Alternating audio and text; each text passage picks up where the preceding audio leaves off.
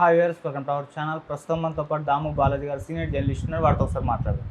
Sir నమస్కారం. Sir నమస్తే sir Posani కృష్ణమురళికి ఫైనల్గా కోర్టు అయితే ఊరట కలిగించింది. ఆయనకు బెయిల్ కూడా మంజూరు చేసింది. మరి తొందరలో బయటకు వచ్చేస్తారా, లేకుంటే మళ్ళీ ఏమన్నా ట్విస్టులు చోటు చేసుకునే ఛాన్స్ ఉందా? ఎందుకంటే ఆల్రెడీ చూసాం అన్ని కేసుల్లో బెయిల్ వచ్చినప్పటికీ సిఐడి వారు రంగంలోకి దిగి మళ్ళీ జైలుకు పంపించారు. మరి ఇప్పుడు ఇటువంటి ట్విస్టులు ఏమన్నా ఉంటాయా, బయటకు వచ్చేస్తారా సార్?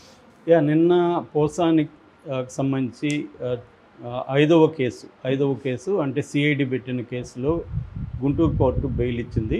సో కాకపోతే ఏంటంటే ఆయన నిన్న ఫ్రైడే కాబట్టి ఈరోజు సాటర్డే కాబట్టి రిలీజ్ అవ్వడం ఈరోజు కష్టం కావచ్చు. మండేకి ఆయన జామీన్ పెట్టాల్సి ఉంటుంది. షూరిటీని సబ్మిట్ చేస్తే మామూలుగా అయితే ఆయన బయటకు వచ్చే అవకాశాలు ఉన్నాయి. ఎందుకంటే ఇప్పటివరకు ఆయన మీద 5 కేసుల్లో వారెంట్ ఇష్యూ చేసి 5 కోర్టులో పెట్టారు.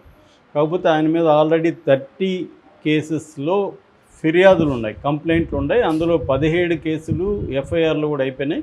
కాబట్టి పోలీసులు అంటే ఇక్కడ గవర్నమెంట్ అనుకుంటే అతన్ని మళ్ళీ రిలీజ్ అయినా కూడా పీటీ వారెంట్ తీసుకోవచ్చు. లేదు జైల్లో ఉన్నప్పుడే రిలీజ్ అవ్వకముందే రేపు మండే పీటీ వారెంట్ వేసి ఆగమేఘాల మీద వెళ్ళొచ్చు. నిజానికి సిఐడి అలాగే చేసింది. సిఐడి కానీ చేయకపోతే ఆయన 1 వీక్ 10 డేస్ బ్యాక్కే బయటకు వచ్చేవాడు. కానీ సిఐడి కూడా మళ్ళీ చేసిందంటే అర్థం వాళ్ళ గవర్నమెంట్ని బట్టి ఉంటుంది. అంటే ఇతన్ని ఇంకా వేధించింది చాలు అని వాళ్ళు అనుకుంటే ఆపేస్తారు. లేదు ఇంకా వేధిద్దాం ఇతన్ని అనుకుంటే మాత్రం పోసాన్ని వేధిస్తారు. ఎందుకంటే ఇప్పుడు శివాజీ లాంటి హీరో ప్లస్ క్యారెక్టర్ ఆర్టిస్టు ఆయన కూడా చాలా ఇంకా వేధించింది అన్నట్టు మాట్లాడాడు, క్షమించి వదిలేండి అని. అంటే ఇక్కడ క్లియర్గా గవర్నమెంటు ఒక నేరం చేసిన వాళ్ళని కోర్టులో శిక్షించడం కాకుండా కోర్టు బయట లీగల్ సిస్టమ్ను ఉపయోగించుకొని కోర్టు బయట వాళ్ళని శిక్షించే కార్యక్రమం. పేరుకేమో లీగల్గా చేసినట్టే ఉంటుంది, కానీ దాంట్లో లీగల్ సిస్టంలో ఉండే లూప్ హోల్స్ను ఉపయోగించుకొని ఇప్పుడు ఎందుకు ఇన్ని కేసులు పెట్టారని ఏ కోర్టు అడగదు కదా. ఒక వ్యక్తి మీద ఒక నేరానికి ఇన్ని కేసులు ఎందుకు పెట్టారు, వాళ్ళకి సంబంధం ఏముంది, కంప్లైంట్ ఇచ్చిన వాళ్ళకి ఏం సంబంధం అని ఏ కోర్టు అడగట్లేదు. సో ఓన్లీ హైకోర్టు మాత్రమే ఫిర్యాదులో లేని సెక్షన్లు ఎందుకు పెడుతున్నారు అనేది అడిగింది. అట్లాగే 7 years లోపల ఉన్న వాటిని అరెస్టులు చేయొద్దు అని అడిగింది. అట్లాగే చిన్న కోర్టులకి అంటే కింది కోర్టులకి మీరెందుకు మెకానికల్గా రిమాండ్కి పంపించేస్తున్నారని చెప్పింది. అయినా కూడా ఎక్కడ ఆగట్లేదు. ఎందుకంటే కింది కోర్టులు, నేను చాలాసార్లు చెప్పాను, కింది కోర్టులు గవర్నమెంట్కి యాంటీగా బిహేవ్ చేయడానికి ఇష్టపడవు. జనరల్గా పోలీసులు ఎవరినైనా రిమాండ్కి తీసుకెళ్తే వాళ్ళు యాంత్రికంగానే కళ్ళు మూసుకొని రిమాండ్కి ఇచ్చేస్తారు. వాళ్ళు పెద్దగా దాని మీద వర్క్ చేయరు, ఎందుకు వచ్చింది మనకని. సో ఇది జనరల్గా జరిగేది. సో అందుకని మన ఎప్పుడైనా కూడా రాజకీయ నాయకులు నేర్చుకోవాల్సింది ఏంటంటే లీగల్ సిస్టమ్ని అర్థం చేసుకోవాలి.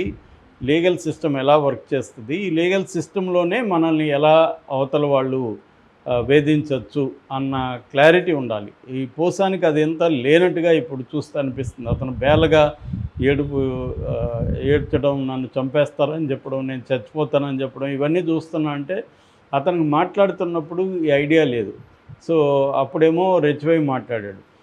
ఇప్పుడు అతనికి దీని ప్రభావం ఎలా ఉంటుంది అంటే గవర్నమెంట్ అనుకుంటే మనల్ని ఎలా వేధించవచ్చు, మన మీద ఏమీ ఒక దెబ్బ కొట్టకుండానే మనల్ని మానసికంగా డెత్ దగ్గరికి కూడా తీసుకెళ్ళిపోవచ్చు. ఎందుకంటే అతనికి 66, 67 ఏళ్ళు, ఆల్రెడీ 2 సార్లు హార్ట్ సర్జరీ జరిగింది. సో అతనికి ఏంటంటే ఎప్పుడు ఏ టాబ్లెట్ వేసుకోవాలో కూడా తెలియదు. భార్య ఇంట్లో ఇస్తే వేసుకునే టైపు గై. సో అలాంటి వాళ్ళు జైల్లో ఎలా ఉండగలరు, జైల్లో ఉండలేరు. రెండోది ఇక్కడ సౌకర్యాలకంతా అలవాటు అయిపోయి ఉంటారు. అంటే ఒక డైట్, ఒక ప్లాన్డ్ డైట్ ఉంటుంది. వాటరు మామూలు వాటర్ తాగకుండా బిస్లరీ అలాంటివి తాగడం, తర్వాత పడుకోవడానికి మినిమం ఇది ఉంటుంది. ఇప్పుడు మరీ సమ్మరు గుంటూరు విజయవాడలో మామూలుగా ఉండదు సమ్మరు. సో ఆ ఫ్యాన్ ఎక్కడో పైన ఉంటుంది, అది గాలి వస్తుందో అది తెలియదు. అలాంటి రెండోది కింద ఒక బెడ్షీట్ వేసుకొని పడుకోవాలా, దానికి అలవాటు లేని వాళ్ళకి అసలు నిద్ర రాదు. అన్నిటికంటే ఘోరం టాయిలెట్. ఇండియన్ టాయిలెట్కి అలవాటు లేని వాళ్ళకి నరకం కనబడుతుంది రోజు. దానివల్ల కాన్స్టిపేషను.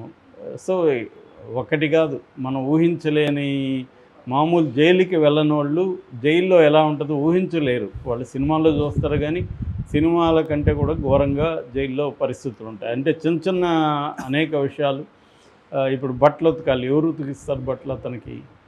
లేకపోతే మురికి కంపు వస్తాయి, అతను పోయి ఉతుక్కోవాలి. సో ఇవన్నీ ప్రాబ్లమ్స్ ఉంటాయి. మామూలుగా అయితే జైల్లో డబ్బులుంటే నీకు అనేక సౌకర్యాలు, డబ్బులుంటే నువ్వు ఒక అసిస్టెంట్ని పెట్టుకోవచ్చు, వాడు ఫుడ్ తెచ్చి నీ సెల్లుకే ఇస్తాడు, నీ బట్టలు ఉతికిస్తాడు, ఇంకేమైనా అవసరాలు ఉంటే చేస్తాడు. సో వాళ్ళకి డబ్బులు ఇవ్వాలి. అట్లాగే అలా అసిస్టెంట్ పెట్టుకోవాలంటే సూపరింటెండెంట్ దగ్గర నుంచి వార్డర్లకు అందరికీ డబ్బులు ఇవ్వాలి. సో అలాగే డబ్బులు కానీ ఇస్తే నీకు ఫుడ్ ఒకటి మంచిగా తినచ్చు, తర్వాత వీలైనన్ని సౌకర్యాలు అక్కడ చేసుకోవచ్చు. కానీ ఇలాంటి వాళ్ళకి ఏమవుతుందంటే ప్రతిపక్షాన్ని వేధించాలని అధికార పక్షం నిర్ణయించుకుంది కాబట్టి జైల్లో కూడా స్ట్రిక్ట్గా ఉంటారు. అధికారులు కూడా ఏమన్నా మనం వీళ్ళ దగ్గర డబ్బులు తీసుకొని చేస్తే మన ఉద్యోగాలు పోతాయని మనం శశికళ విషయంలో అదే చూసాం. శశికళ విషయంలో పరప్పన అగ్రహార జైలు బెంగళూరులో ఆమెకు సౌకర్యాలు కల్పించాయని అక్కడ పనిచేస్తున్న జైలు అధికారి లేడీ ఆమె వచ్చి బయట మాట్లాడేసరికి అక్కడ చాలామంది మీద చర్య తీసుకున్నారు. అట్లాగే మనకి తీహార్ జైల్లో కూడా ఆ మధ్య 80 మందిని సస్పెండ్ చేశారు. సో అందుకని ఏం చేస్తారంటే వీళ్ళు భయపడతారు అన్నమాట.